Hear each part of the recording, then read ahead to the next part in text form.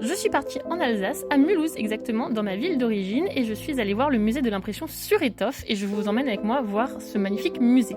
Avant toute chose, n'hésitez pas à vous abonner si vous voulez partir avec moi faire plus de découvertes, n'hésitez pas à liker si la vidéo plaît, et n'hésitez pas à commenter, j'aime bien avoir vos avis, que je lis bien sûr le soir en pyjama. Ce musée retrace l'histoire des Indiennes. Les Indiennes, ce sont des tissus de coton imprimés aux motifs colorés, comme celle-ci que vous voyez. Cette technique d'impression sur tissu est importée d'Inde en Europe dès le XVIe siècle, et elle fut extrêmement populaire, et d'ailleurs c'est pour ça que ça s'appelle des Indiennes. Et cette technique est d'ailleurs tellement plu, elle a tellement été populaire qu'elle a dû être interdite entre 1686 et 1759 en France, parce que tout simplement ça pouvait dégrader les industries locales.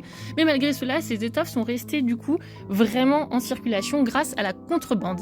Et Mulhouse a joué un rôle clé dans cette histoire. Et oui, c'est à Mulhouse qu'a été créée la première manufacture d'impression d'indienne, et cette tradition textile est restée jusqu'à aujourd'hui encore, puisqu'aujourd'hui on porte encore des imprimés.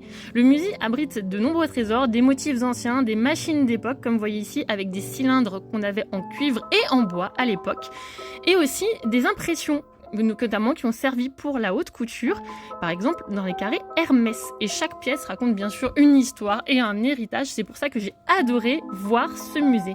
Cependant, tous ces trésors n'ont pas été à l'abri, puisque ce musée a connu des vols, entraînant un inventaire titanesque pour préserver ce patrimoine. Et oui, une vraie histoire policière, mais ça, je vous la raconte dans la prochaine vidéo, donc à bientôt.